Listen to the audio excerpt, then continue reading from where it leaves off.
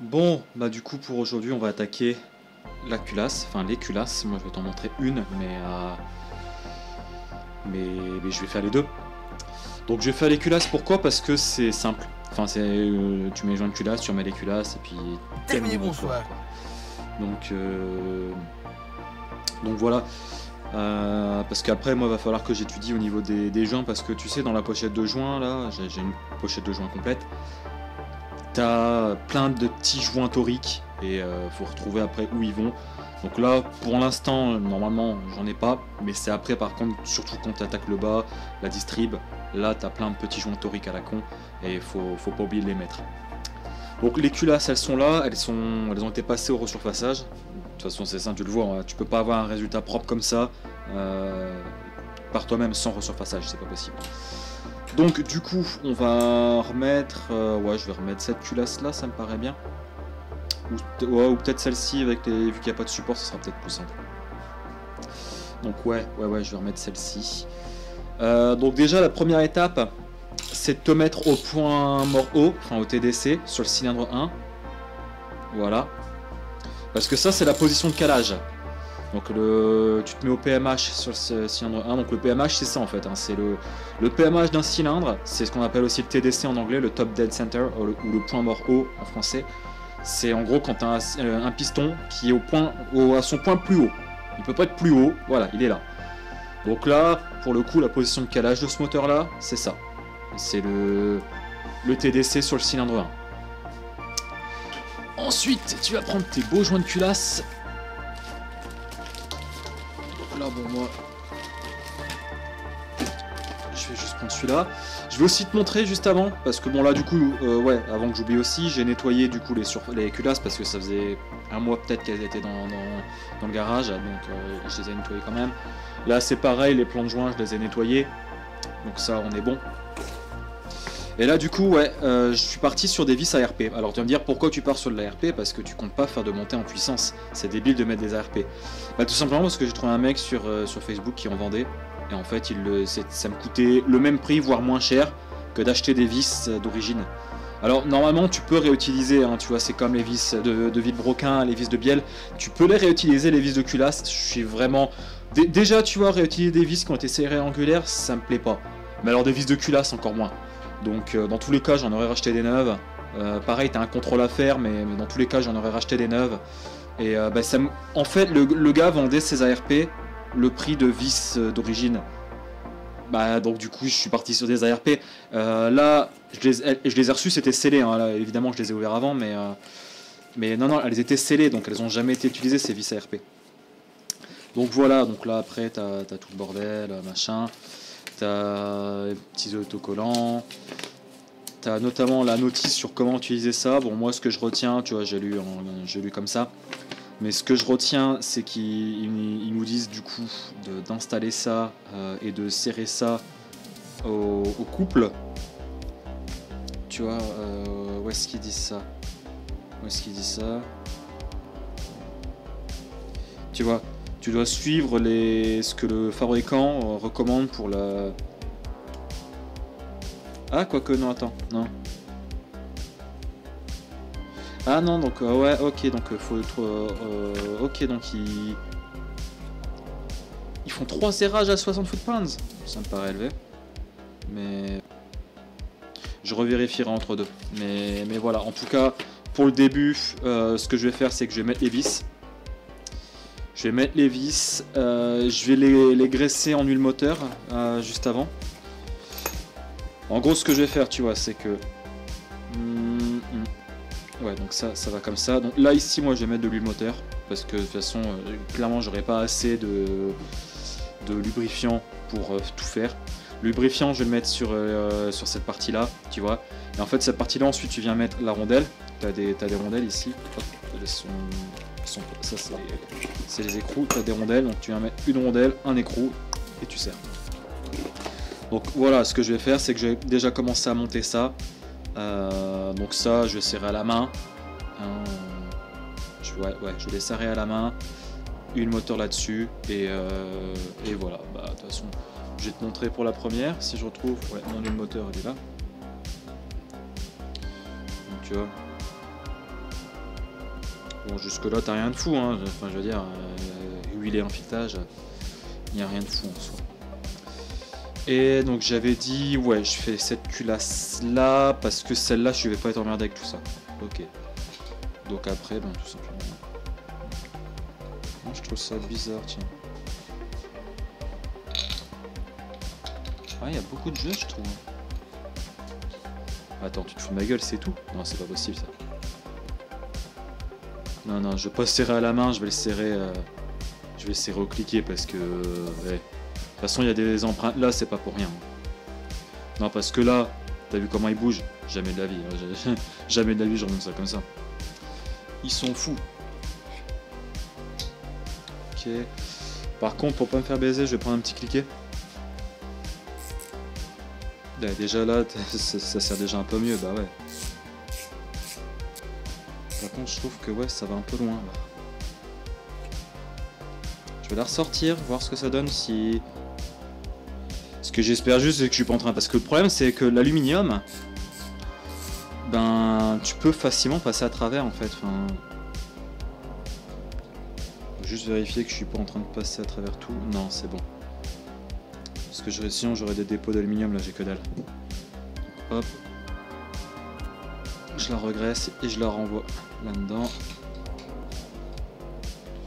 Mais ouais, ils disent serrage à la main, jamais de la vie à la main, tu le serres assez. Regarde, si je le serre à la main, bah là du coup je l'ai déjà passé une fois, donc forcément ça ira mieux. Et là déjà ça tient déjà un peu mieux. Donc hop, je vais repartir avec mon cliquet.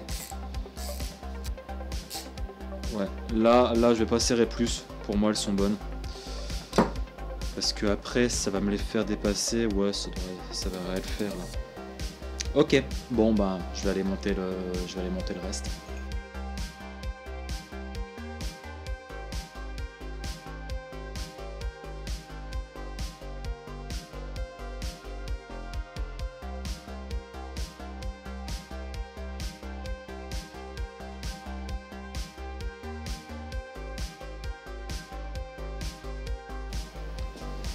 Bon voilà, ça me paraît pas mal.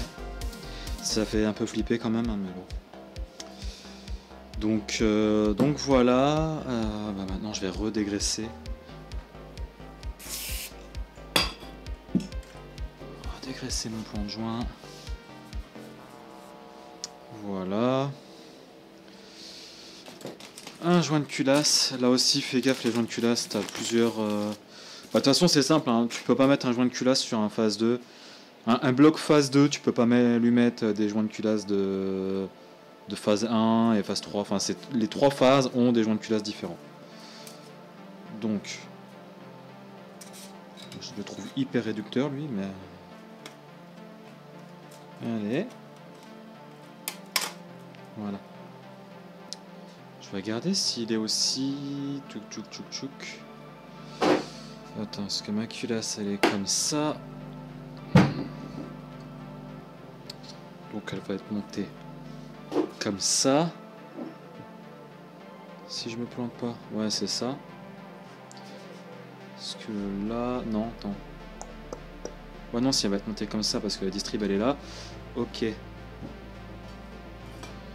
Donc ce qui veut dire que... Lui... Il va là. Ok, bah, il est assez raide. Enfin... Je trouve bizarre le trou, mais bon. Alors...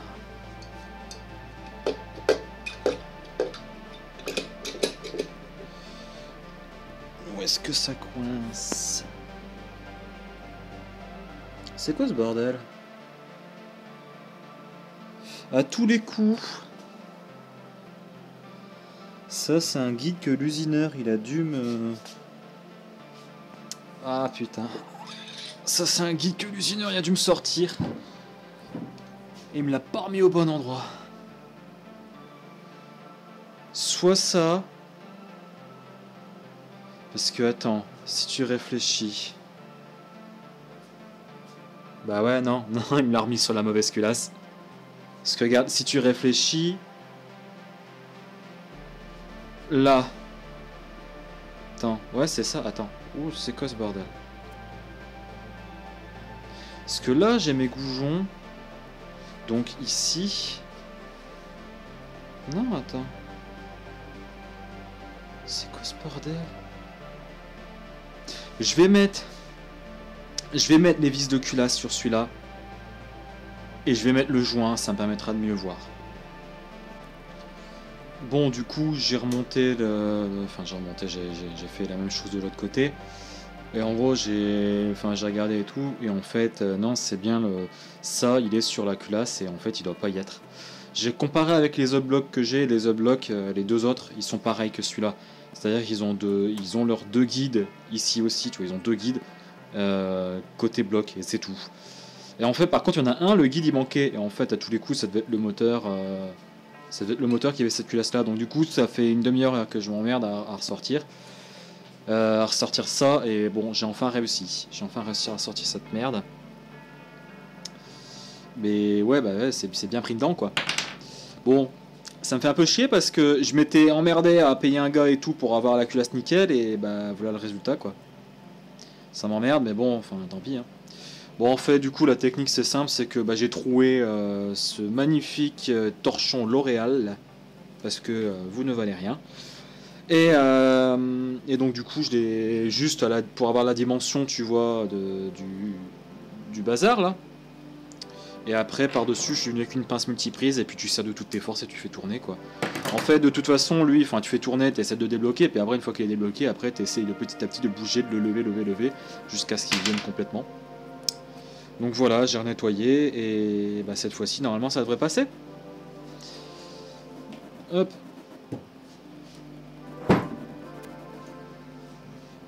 Ah, j'ai commencé à flipper parce que l'usineur, je lui ai filé 3 culasses et j'ai eu peur qu'il me prenne un guide et qu'il le foute sur une autre culasse ou quoi, ok, tu sais. Mais non, ça va. Nous voilà reculassés. Où est-ce qu'il est? Est-ce que tu vois?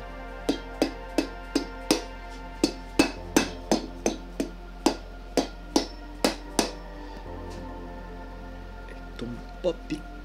Enfin, je trouve, tu vois, qu'elle est encore un peu... elle est pas complètement plate dessus. Ouais, c'est les guides.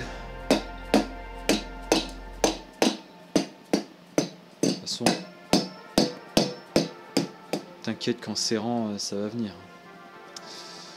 Donc voilà, on a une culasse dormise. Alors maintenant, va falloir serrer. Il va falloir serrer et je pense parce que après, je vais revérifier quand même. Je vais revérifier sur la procédure de serrage pour de l'ARP parce que d'origine en fait, la notice elle te dit tu serres. Je trouve ça, enfin, à mon avis, il doit avoir un sens, tu vois, mais tu serres à 90 Nm. Ensuite, tu desserres complètement et tu resserres à 30. Et ensuite, tu fais 2 fois 90. Pas 90 Nm pour le coup, 90 d'angulaire H. Tu mets 2 fois 90 angulaire. Donc en fait, ouais, le pré-serrage à 90 Nm, mais je trouve ça élevé. C'est pour bien la plaquer à mon avis. Puis ensuite, une fois qu'elle est bien plaquée, tu la redesserres et puis tu la resserres au bon couple. Donc bon, je t'avoue que j'ai un peu flippé parce que sur le coup je me suis dit vas-y, j'ai retrouvé des vis de phase 2 sur les bielles et à tous les coups tu vas voir que le moteur en fait c'est un phase 2, c'est un rev-up et donc les culasses elles vont pas correspondre ou une couille comme ça, ou alors lui ça va être un phase 2 aussi, ou alors ça va être un phase 1 ou parce que lui il vient d'une G35 donc une G35 américaine, c'est un peu le bordel. Mais bon, ça a l'air d'aller, même si je trouve que là il réduit vachement le flux d'eau. Mais j'ai regardé en fait, du coup j'ai retrouvé l'article avec le mec qui avait fait la comparaison des 3 joints de culasse. Alors les deux premières gènes en fait ils sont pareils. Par contre le troisième il a rien à voir. Le troisième gène, les phases 3, ben après forcément phase 3 il n'y a rien qui correspond. Donc les 313 chevaux, il n'y a rien qui correspond. Bref. Donc moi je vais aller regarder la procédure pour les ARP. Et je reviens et puis on regarde ça. Bon, donc du coup j'ai été revoir la procédure de serrage et je suis un peu partagé pour le coup parce que les instructions là qui me disent en anglais, tu vois, ils te disent tu respectes la séquence de serrage du constructeur. Donc ça, ok. Donc je sais plus, ça va faire un délire style 1, 2, 3, 4, 5, 6, 7, 8. De mémoire, c'est ça. Donc ça, voilà, ils disent de respecter ça. D'accord. Mais ils te disent de serrer les écrous en 3 étapes égales jusqu'à 60 foot-pounds. 60 foot-pounds, ça fait à peu près 80 Nm. Et tous les mecs, en fait, tu vois, parce que je regarde pas mal de vidéos sur ce moteur-là, mais aux US, et tous les mecs qui montent des vis ARP, en général, ils montent tout en ARP, mais on s'en fout. Là, ce qui m'intéresse, c'est les vis de culasse. Tous les mecs qui montent des vis de culasse en ARP, ils le font en 3 étapes, mais ils font 30 foot-pounds, 60 foot-pounds et 90 foot-pounds. Et si tu fais la traduction, 30 foot-pounds de mémoire, ça fait 40 Nm, 60 ça fait 80, et 90 ça fait 120 Nm quand tu fais la conversion. Serrer des bazars comme ça à 120 Nm, je suis pas super serein. Donc je vais serrer à 60, je vais le faire en 3 étapes jusque 60 et on verra. Tu vois, on verra. Donc du coup ça veut dire que je fais 40 et 80. Je vais faire un pré-serrage déjà à, je sais pas, 20. Ma grosse là, attends, elle est où? Ma grosse, elle est là. Elle prend combien au minimum? Ouais, je vais faire un pré-serrage à 28. Bon, il servira peut-être à rien, mais je vais faire un pré-serrage à 28. 28, puis ensuite je fais 40 et 80. Et de là, j'aviserai, je verrai comment je le sens, tu vois, au serrage. Et je verrai si je vais jusqu'à 120 ou pas. Mais ça me paraît vraiment élevé, 120. Après, c'est des fils de culasse, hein, mais bon. Bref. Du coup, ce que je vais faire là, c'est que je vais sortir les... Oh, punaise. Les rondelles. Punaise, je perds mes mots quelquefois. Je vais sortir les rondelles, je vais sortir les écrous. Et en fait, ce que je vais faire, c'est que je vais graisser les rondelles avec leur graisse à eux. Je mets la rondelle et ensuite je graisse l'écrou et je le mettrai dessus. On fera comme ça. Par contre, je vais regarder, je vais surtout mettre des gants parce que là ça va salir. Bon, du coup, j'en ai pas trouvé des neufs, donc j'ai repris des vieux. Je sais pas où j'ai foutu mon... Allez, c'est parti. Alors...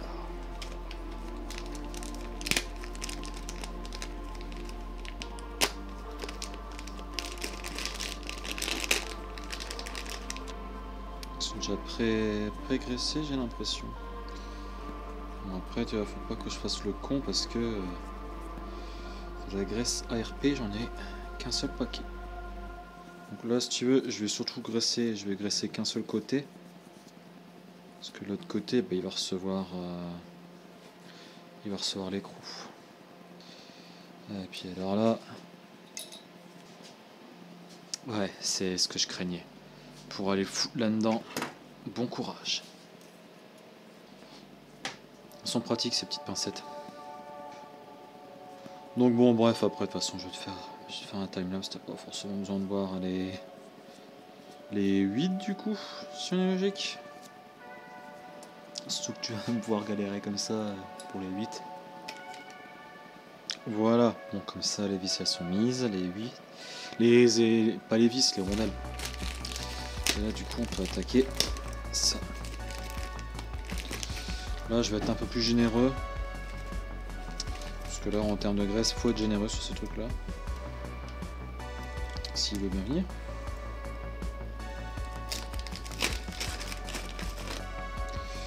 Voilà, alors par contre c'est quoi comme empreinte? Ne pas me dire que je l'ai pas quand même. Parce que là lui, il flotte dedans, c'est sûr. Mais celui-là, tu vois, il rentre pas.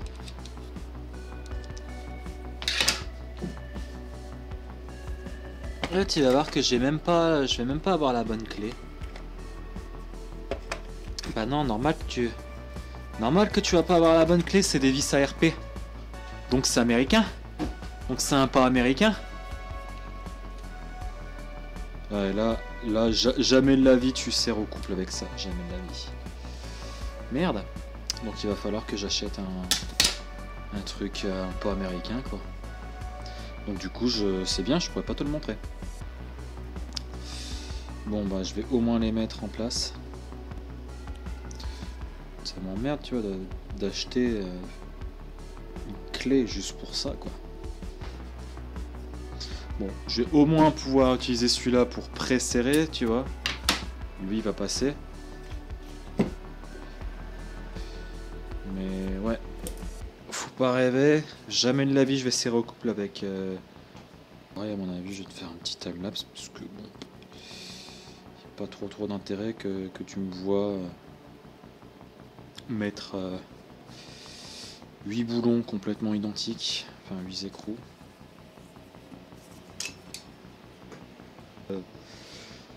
Les 8 écrous sont mis et donc là bah, va falloir que je trouve un moyen de les serrer au couple, mais à mon avis je vais pas. Après si je sais que dans une vidéo de Farine une fois il disait qu'il y avait un moyen de desserrer ces trucs là si t'avais pas la bonne clé. Donc il faudrait que je retrouve l'astuce. En attendant je vais remonter de l'autre côté et puis je verrai ce que je fais. Bon voilà, un aller-retour à Leroy Merlin et 10 € plus tard, me voilà revenu avec ça. Bon pour 10 €, voilà, c'est l'ensemble. Parce que comme ça, tu vois, ça m'évitera toujours... Bah déjà parce que le gros carré, je sais jamais comment il s'appelle. Mais le gros carré à petit, j'en avais pas. Donc, déjà comme ça, je l'ai. En plus, c'est garanti à vie. Donc autant dire qu'un bazar comme ça, quand il va se prendre 120 Nm dans la gueule, vaut mieux qu'il soit garanti à vie. Bref. Donc, on y retourne. Donc je vais prendre ça pour aller un peu plus loin. Voilà, et donc du coup on va pouvoir serrer, donc on va suivre la séquence. Hop, de toute façon moi je vais l'afficher probablement à l'écran la séquence, mais tu vois c'est ce que je te disais tout à l'heure. Rangée gauche, rangée droite, donc là je suis rangée gauche. Donc rangée gauche, attends, avant du moteur par là, donc si j'ai l'avant du moteur comme ça, à tous les coups eux là tu vois ils indiquent donc là moi je vais être sur cette rangée là tu vois, parce que là tu vois t'as les, donc ouais ça va être celui-là. Donc si je respecte ça, je fais 1 2, putain, je vais faire des notes parce que ça va vite s'oublier ça. Où est-ce qu'il est mon truc? Donc 1 2 3 7, voilà. Comme ça je risque pas d'oublier. Et du coup on est parti.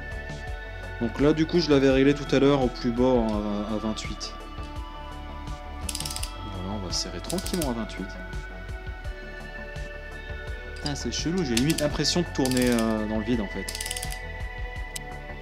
Mais je tourne pas dans le vide. Non, tu te fous de moi.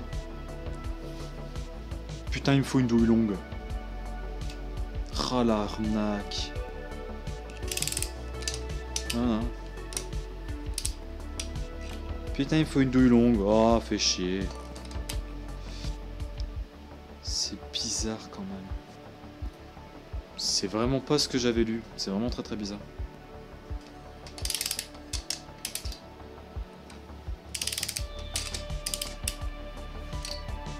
Ouais bah attends, parce que quitte à devoir faire 50 milliards de tours comme ça...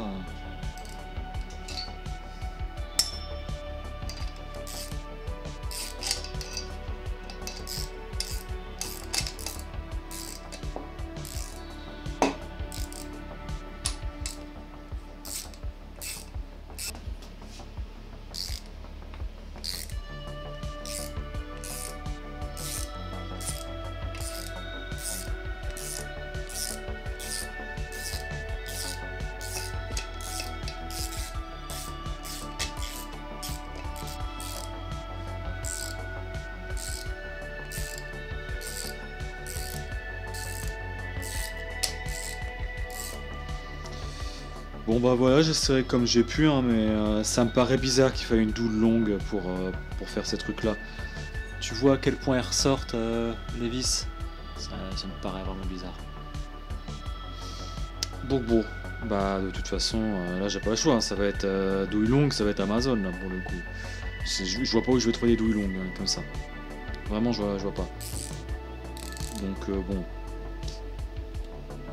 Bref, bon bah c'est pas grave, je vais monter l'autre culasse et puis je vais faire pareil pour l'autre culasse. Hein. De toute façon là déjà, j'ai envie de te dire, ça bouge pas quoi. Hein. Donc bon, bref.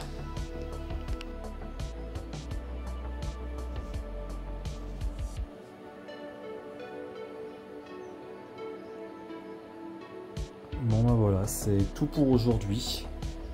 Donc les deux culasses sont remontées. Bon, c'est pas serré au couple, hein, mais ça sera suffisant pour le moment. Moi après, bah, je vais me concentrer sur autre chose. Je vais continuer à nettoyer des trucs, à préparer la suite. Notamment ici, tu vois, il y a tous les plans de joint à nettoyer. Je vais nettoyer tout ça hors caméra, parce que c'est vraiment chiant pour le coup. Pareil aussi, il faudra que je nettoie les ports de collecteur d'échappement. Puis voilà. Après que j'étudie également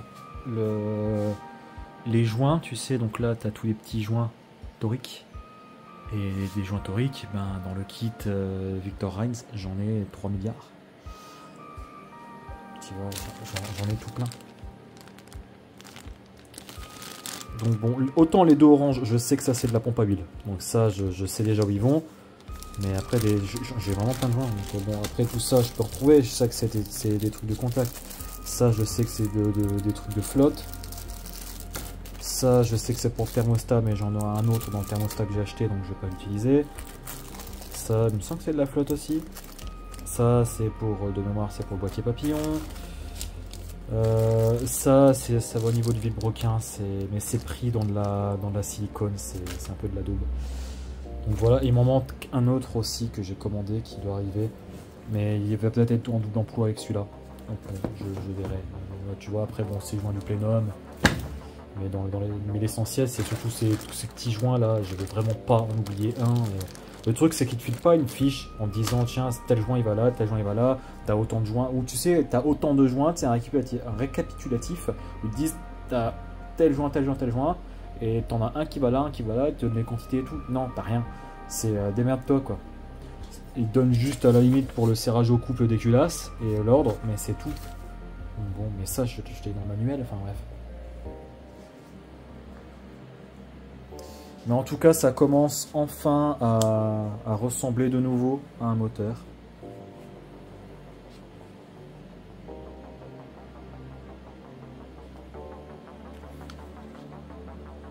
Ça commence enfin à ressembler à un moteur.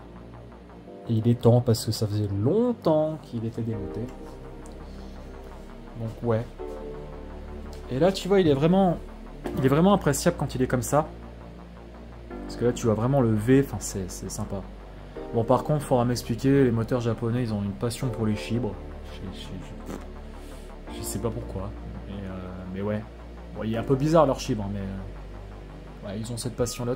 Sur tous les moteurs japonais, tu trouves un chibre à la pompe à eau. Bon. Soit. Bon, enfin bref, on va terminer là-dessus. Et voilà, on va continuer à bosser.